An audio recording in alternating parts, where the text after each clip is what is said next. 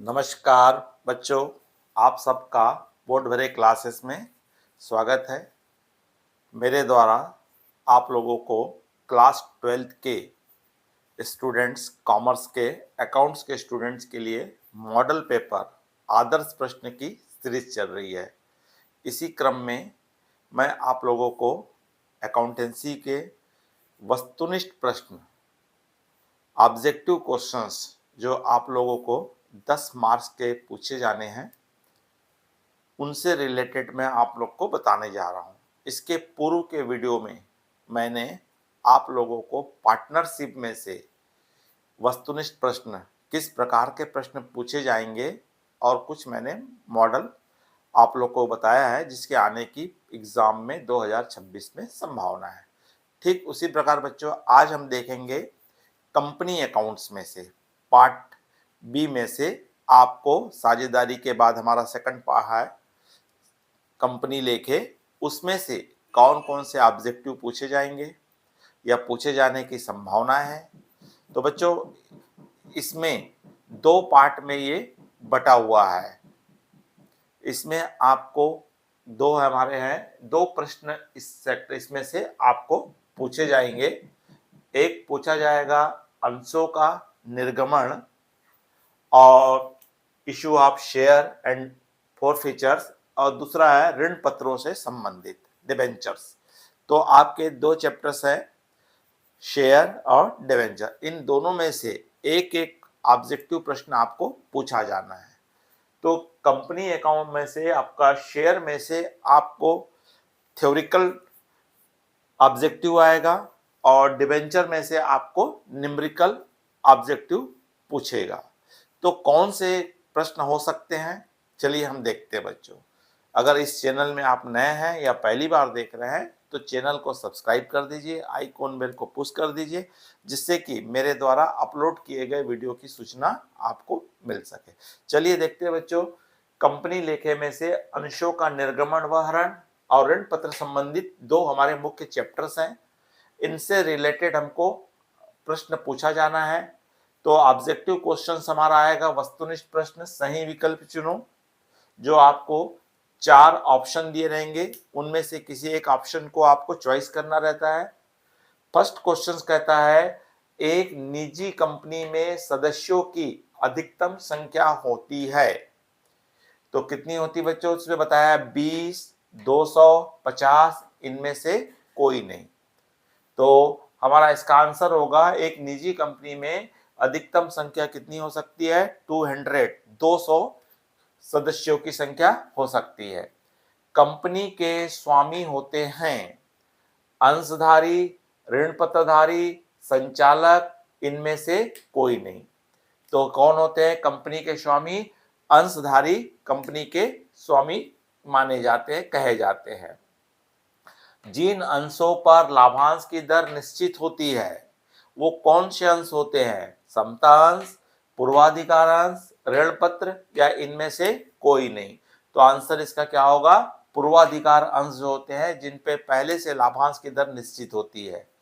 सारणी अ के अनुसार बकाया मांग पर ब्याज का प्रभार किया जाता है। तो आपका 5%, 6%, 8%, 11%। तो सारणी ऑब्जेक्टिव के हिसाब से इसमें कौन सा आंसर आएगा? 5% आएगा। कंपनी के सदस्यों का दायित्व होता है असीमित, सीमित, सीमित व असीमित, या कोई भी नहीं। तो इनका दायित्व कितना होता है? सीमित होता है। जितना इन्होंने शेयर खरीदे हैं, जितने रुपए इन्वेस्ट किए हैं, उसी के बराबर उनका वहां पे दायित्व होता है। अंश हरण के अंशधारी को नोटिस देना होगा 10 दिन में, 60 दिन में, 14 दिन में, या 15 दिन में।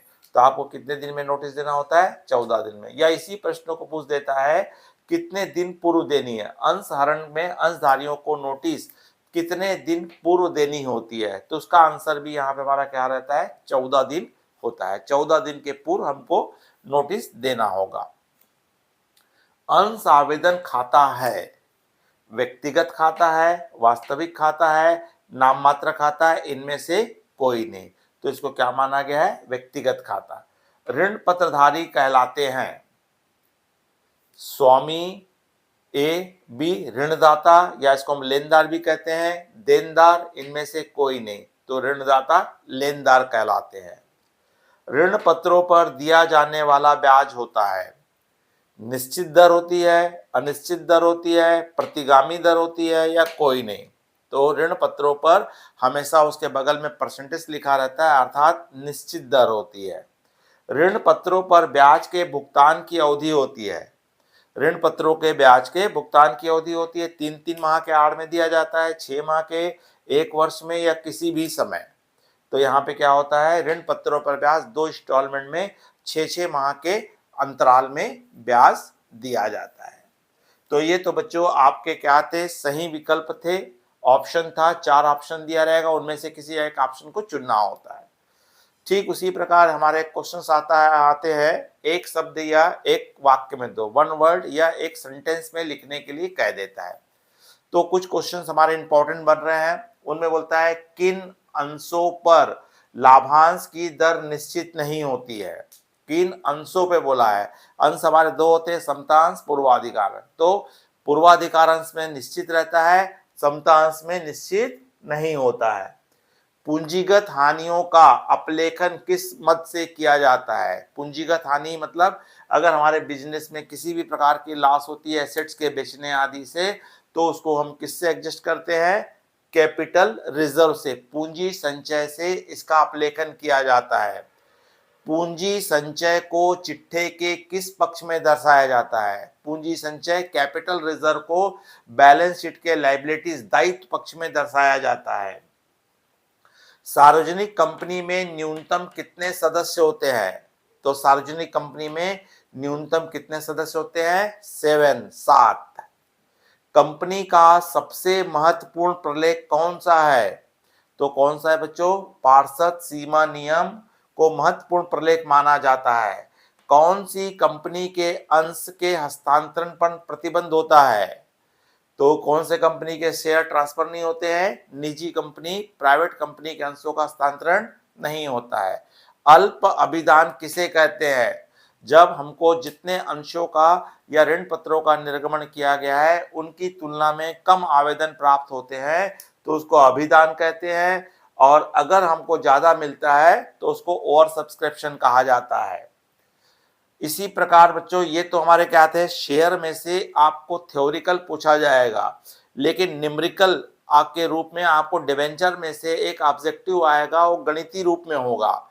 तो गणितीय रूप में किस प्रकार का हो सकता है और इसके आंसर आपको दिए रहेंगे, उसमें चॉइस करना है। जैसे आपको कह रहा है यहाँ पे, एक कंपनी ने ए लिमिटेड से 1,90,000 रुपए मूल्य की संपत्ति खरीदी है। हमने क्या कहा, कंसिडरेशन वैल्यू वाला है, प्रतिफल के बदले वाला। तो आपने 1,90,000 रुपए की संपत्ति खरीदे हो, लेकिन भुगतान स्वरूप आप 100 रुपए वाले 2,012% ऋण पत्र निर्गमित कर रहे हो, जिसमें हमको 5% बट्टे पर किया गया कहता है। तो इसका तात्पर्य है आपने 1,90,000 रुपए की संपत्ति खरीदे हैं, लेकिन उसके लिए आप क्या दे रहे हैं, 2,000 रुपए वाले 100 रुपए वाले आप 2 लाख रुपए के डिबेंचर दे रहे हैं, वो भी 10% डिस्काउंट पे। तो डिस्काउंट निकालेंगे तो कितना आएगा इसका, 5% डिस्काउंट पे बोला है, तो 5% इसका डिस्काउंट निकालेंगे तो आपका आएगा 10,000 रुपए। तो 10,000 रुपए आप 2 लाख के डिवेंचर दे रहे हैं 1,90,000 पे, तो कंपनी 10,000 रुपए का क्या सह रही है, लॉस सह रही है, जिसको यहाँ पे डिस्काउंट कहा जाता है। यहाँ पे वही पूछा है कि बट्टे की राशि ज्ञात कीजिए, तो कितना राशि डिस्काउंट दिए, तो कितना राशि आपने डिस्काउंट दिए हो, 10,000 रुपए, तो इसलिए इसका आंसर बी होगा 10,000 रुपीज। ठीक उसी प्रकार कहता है एक्स लिमिटेड ने 100 रुपए वाले 508% ऋण पत्र सम मूल्य पे निर्गमित किए, जो 10% प्रीमियम पर दे है। तो यहाँ पे हमने डिस्काउंट पे दिए थे, यहाँ पे हम क्या दे रहे हैं, प्रीमियम पे दे रहे हैं। जब प्रीमियम पे दिया जाता है तो हम यहाँ पे क्या करते हैं, कितना उसको देते हैं, एक्स्ट्रा हमको कम डिबेंचर दिया जाता है। तो यहाँ प्रीमियम की राशि पूछ दिया है, प्रीमियम की राशि ज्ञात कीजिए, तो आप कितने का निकालेंगे, आपका 100 रुपए वाले कितने हैं, 500 है, तो आपका कितना आ गया, 50,000 रुपए। तो 50,000 रुपए के ऋण पत्र इशू किए हो, जिसपे आपका कितना बोला है 10% प्रीमियम पे, तो 10% प्रीमियम निकालोगे तो इसका आता है 5,000 रुपए। तो 5,000 रुपए प्रीमियम पर, तो यहाँ पे प्रीमियम की राशि पूछा है इसलिए यहाँ क्या आ जाएगा प्रीमियम पे आ जाएगा। ठीक उसी प्रकार तीसरे क्वेश्चन में पूछ रहा है 2 लाख रुपए के ऋण पत्र प्रत्येक 100 रुपए अंकित मूल्य पर निर्गमित किए गए, तो ऋण पत्रों की संख्या बताइए। तो यहाँ पे नंबर ऑफ डिबेंचर पूछ दिया है, तो यहाँ पे क्या करेंगे, आपको 2 लाख रुपए के हैं अमाउंट दे दिया है, तो 2 लाख रुपए को आप कितने रुपए वाले डिबेंचर है उससे डिवाइड कर दीजिए, तो आपका आएगा नंबर ऑफ डिबेंचर्स आ जाएंगे, कितने डिबेंचर हम इशू कर रहे हैं। तो यहाँ पे क्या आएगा 2 लाख रुपए को 100 रुपए से डिवाइड कर दोगे तो आपको पता चल जाएगा कि आपके द्वारा उसको 2000 डिबेंचर 2000 ऋण पत्र क्या किए गए हैं इशू किए गए हैं। तो इसका आंसर होगा, आपको ए बोला हुआ है 2050, 2100, 2019 रुपए, तो कितना आएगा इसका आंसर 2000 आएगा। ठीक उसी प्रकार फोर्थ क्वेश्चन बोलता है एक कंपनी 5000 10% ऋण पत्र 100 रुपए के 10% बट्टे पर निर्गमित करती है, तो उसे कितनी राशि प्राप्त होगी। यहाँ पे आपको अमाउंट्स पूछ दिया है, तो आपको क्या करना है, पहले 5000 है, 5000 रुपए को आप 100 से इंटू कर दीजिए, तो आपको 5 लाख रुपए आएगा। अब इस 5 लाख रुपए का आपने 10% बट्टे पे इश्यू किया, तो 10% का डिस्काउंट निकाल दीजिए, तो इसका डिस्काउंट कितना आ रहा है 50,000 रुपए। 5 लाख रुपए मिलना था, जिसमें 50 रुपए आपने डिस्काउंट दे दिए हो, तो कट करके आपको कितनी राशि प्राप्त होगी। तो यहाँ पे आपको कितनी राशि प्राप्त होगी 4,50,000 रुपए। तो इसका ए आंसर बोला है 4,50,000, 5,00,000, 4,75,000, 4,90,000। तो इसका आंसर कितना आएगा 4,50,000। अगला प्रश्न कहता है एक कंपनी ने 20,000 ऋण पत्र जारी किए, कंपनी को 3 रुपए प्रति ऋण पत्र आवेदन की राशि के साथ कुल 75,000 रुपए प्राप्त हुई है, तो कितने ऋण पत्रों हेतु आवेदन किए गए। तो कंपनी इशू कर रही है 20,000 और यहाँ पे हमारे पास 3 रुपए के हिसाब से 3 रुपए के हिसाब से हमको कितना रुपए मिल गया है 75,000 रुपए मिला है। तो 75,000 को 3 से डिवाइड कर दीजिए, तो आपको आवेदन की संख्या आ जाएगी। तो 25,000 एप्लीकेशन हमारे पास आए हैं, जबकि हमको देना कितने को है 20,000 को। तो 25,000 रुपए हमको आप 25,000 नंबर आप डिबेंचर नहीं बताया, हमको अमाउंट बता दिया, कितना बता दिया 75,000 रुपए, और एप्लीकेशन की राशि कितना बोल दिया 3 रुपीज। तो आप 75,000 को 3 रुपए से डिवाइड कर दो, तो आपको पता चल जाएगा कि यहाँ पे कितने लोगों ने आवेदन किए थे। वही प्रश्न पूछा है आपको, यहाँ पे कितने ऋण पत्रों हेतु आवेदन प्राप्त हुए हैं, तो कितने के लिए प्राप्त हुए हमको यहाँ पे 25,000। तो इसका आंसर सी होगा। पहला आंसर बोला 22,000 रुपए, बी बोलता है 20,000, सी बोला 25,000, सी बोलता है आपको 21,500। तो इसका आंसर क्या होगा सी होगा 25,000 रुपए होगा। तो बच्चों इस प्रकार से आपको कंपनी और ऋण पत्र में से 2 ऑब्जेक्टिव प्रश्न आने हैं, तो 3 सेट क्वेश्चन रहेंगे, तो तीनों सेट में आपके अलग अलग क्वेश्चंस रहेंगे। तो लगभग इनमें से आपको इस प्रकार 6 क्वेश्चंस पूछे जाएंगे, एक सेट में 2, तो 3 सेट में कितने हो गए 6। तो बच्चों इनमें से लगभग बहुत से क्वेश्चन आपके आने के चांसेस हैं, या इसी पैटर्न में आपको पूछेगा। तो अगले वीडियो में मैं आप लोगों को ऑब्जेक्टिव प्रश्न, विश्लेषण, सारणी, आपका वित्तीय विवरण और कंप्यूटर में से आपको बताऊंगा। अगर आपको समझ में आया होगा अच्छे से तो लाइक कीजिए, अपने अधिक से अधिक मित्र साथियों को शेयर कीजिए, और अगर आपने चैनल को सब्सक्राइब नहीं किया है तो सब्सक्राइब कर दीजिए। नमस्कार, जय हिंद, जय भारत।